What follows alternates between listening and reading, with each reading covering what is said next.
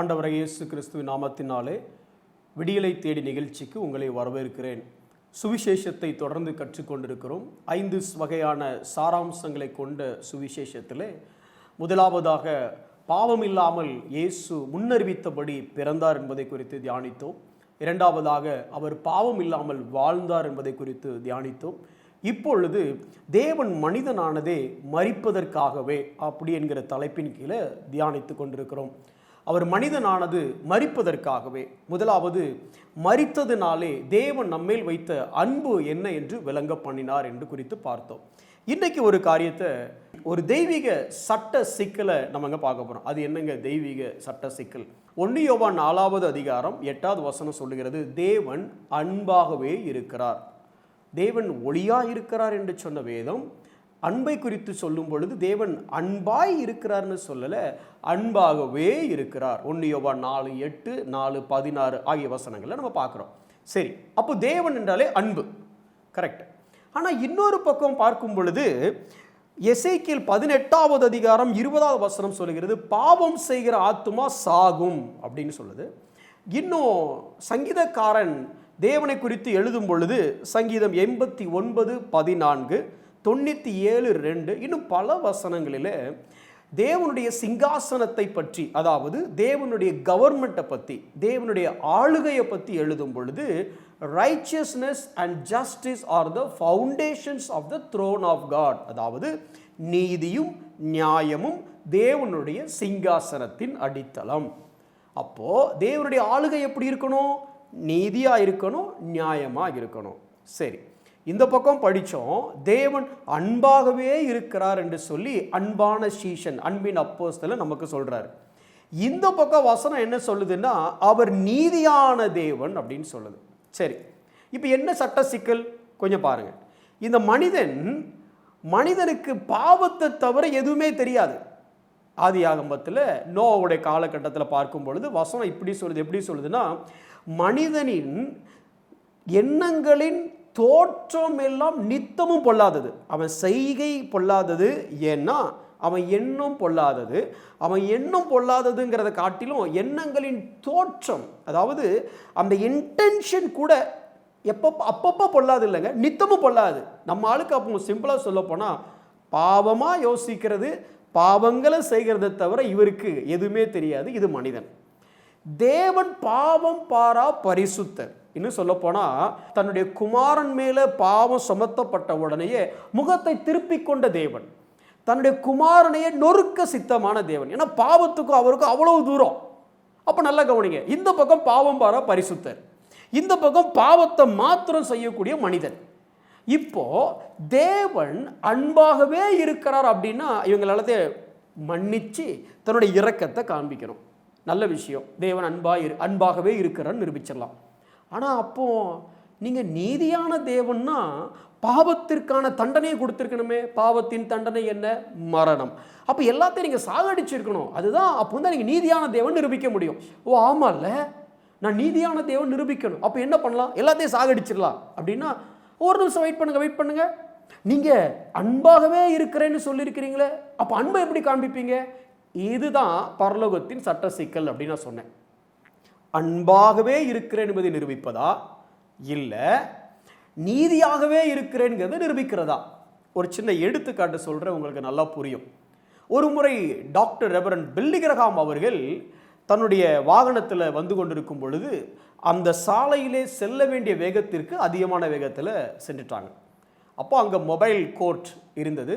அது அவருடைய தவறை கண்டுபிடித்து அந்த மொபைல் கோர்ட்டில் அவர் ஆஜராகும் பொழுது, பில்லி கிரஹாம் அவர்களே, நீங்கள் உங்களுக்கு இந்த சாலையில் எந்த வேகத்தில் போடுமோ அதையும் தாண்டி ஓவர் ஸ்பீடிங் வந்ததுனால இவ்வளோ அமௌண்ட் நீங்கள் ஃபைன் பே பண்ணணும் அப்படின்னு சொல்கிறாங்க. தவறு செய்தார், தண்டனை வழங்கப்பட்டு விட்டது. இப்போ பில்லி கிரஹாம் அந்த அமௌண்ட்டை பே பண்ண வேண்டாம். என்னங்க, நீங்கள் தான் இப்போ அமௌண்ட்டு பே பண்ணணும்னு சொன்னீங்க, தவறுக்கு தண்டனை கொடுத்துட்டீங்க, இப்போ தண்டனைக்கான அந்த கிரயத்தை நான் செலுத்த வரும் பொழுது இல்லை நீங்கள் ஒன்றும் பே பண்ண வேண்டாங்கிறீங்களா, என்ன விஷயம்? இல்லை சார், உங்களுக்கு பதில் அந்த அமௌண்ட் ஏற்கனவே அவங்க பே பண்ணிட்டாங்க. தப்பு செய்தது பில்லி கிரஹாம், தண்டனை பில்லி கிரஹாம் அனுபவித்தாரா? இல்லை. அப்போ இரக்கம் காண்பிக்கப்பட்டு விட்டது. அப்போ அநியாயமாக இறக்கம் காமிச்சாங்களா? இல்லை இல்லை இல்லை. தண்டனை வழங்கிட்டாங்களா? வழங்கியாச்சு. என்னது? கவர்மெண்ட்டுக்கு போக வேண்டிய அந்த ஓவர் ஸ்பீடிங் ஃபைன் அமௌண்ட் போயிடுச்சா? போயிடுச்சு. அப்போது அரசாங்கத்தின் நியமத்தின்படி தண்டனை நிறைவேற்றப்பட்டதற்கான அமௌண்ட் அரசாங்கத்துக்கு வந்துடுச்சா? வந்துடுச்சு. அப்போது righteousness is established, justice is established, நியாயம் செஞ்சாச்சு. ஆனால் பில்லிகிரகாமை பொறுத்த வரைக்கும் அவர் பாக்கெட்டில் வச்சுருந்த பைசாவில் ஒரு பைசா குறையலை. அப்போ மர்சி இங்கே எஸ்டாப்ளிஷ் பண்ணியாச்சு, இரக்கத்தை இங்கே காண்பிச்சாச்சு, அன்பை இங்கே காண்பிச்சாச்சு. கொஞ்சம் நல்லா நீங்கள் யோசிச்சு பாருங்களேன். இந்த ஜஸ்டிஸும் மர்சியும் இந்த உலகத்தில் எங்கேயுமே ஒன்றா ட்ராவலே பண்ண முடியாது. நியாயத்தை நிலைநிறுத்த வேண்டும் என்றால் தண்டனை கொடுத்தே தீர வேண்டும். இரக்கத்தை காட்ட வேண்டும் என்றால் தண்டனை கொடுக்காமல் மன்னித்தே தீர வேண்டும். இப்போ மன்னிப்பும் நியாயமும் ஒரே இடத்துல வருமானா? வரவே வர வாய்ப்பே இல்லை. ஒரே ஒரு இடத்துல வந்தது, அது சிலுவை மாத்திரமே. எப்படி? நாம் செய்த பாவங்களுக்காக இயேசுவை தேவன் தண்டித்தார், அவரை நொறுக்கி தான் நீதியுள்ளவர் என்பதை நிரூபித்தார்.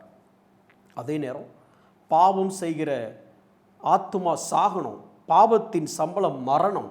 இந்த மொத்த மனுக்குலமும் பாவத்தினால எல்லாரும் பாவம் செய்து ஏகமாய் கெட்டு போயிருந்தாங்க, தேவ மகிமையற்றவர்களானாங்க. இவங்க எல்லாரும் சாகணும்.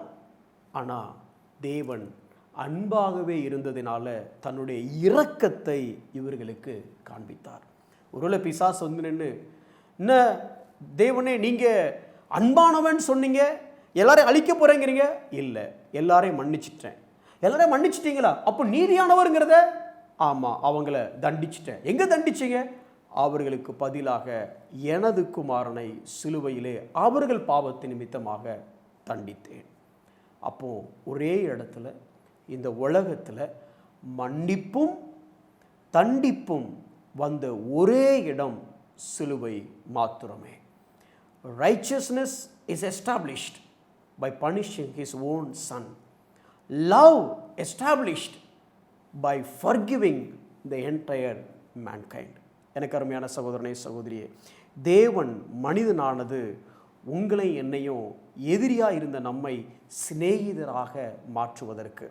யோவான் 15வது அதிகாரம் 13வது வசனம் எப்படி சொல்கிறது? ஒருவன் தன் சிநேகிதருக்காக தன் ஜீவனை கொடுக்கிற அன்பிலும் அதிகமான அன்பு ஒருவரிடத்திலும் இல்லை. நாம் பாவிகள் என்று தெரிந்தும் முன்னே அவர் அன்பு கூர்ந்தார். அன்பு கூர்ந்ததினாலே தன்னுடைய குமாரனை நமக்காக ஜீவ பலியாக ஒப்பு கொடுத்தார். அப்படிப்பட்ட அன்புள்ள தேவனுக்கு நாம் என்ன கைமாறு செய்ய போகிறோம்? நாம் என்ன செய்தோம் அல்ல என்ன செய்ய போகிறோம்? யோசிப்போம், செபிப்போம். அன்புள்ள ஆண்டவரே, நாங்கள் பாவிகளாக இருக்கையில், நாங்கள் சத்ருக்களாக இருக்கையில் நீர் எங்களை நேசித்தீரே, முந்தி நீர் எங்களிடத்தில் அன்பு கூர்ந்தீரே, நன்றி செலுத்துகிறோம். நீர் நீதியுள்ள தேவனாக இருந்தும் எங்கள் மீது இரக்கம் காட்ட சித்தமானீரே. எங்கள் மீது இரக்கம் காட்ட வேண்டும் என்பதற்காக உமது குமாரனையே ஆண்டவரே வாதித்தீரே. என்னே எவ்வளவு பெரிய அன்பு ஆண்டவரே. இந்த அன்பிற்காக நன்றி. இதற்கு உண்மையுள்ளவர்களாக, நன்றியுள்ளவர்களாக நாங்கள் வாழ எங்களுக்கு கிருபை தாரும். இயேசுவின் நாமத்தில் பிதாவே, ஆமென்.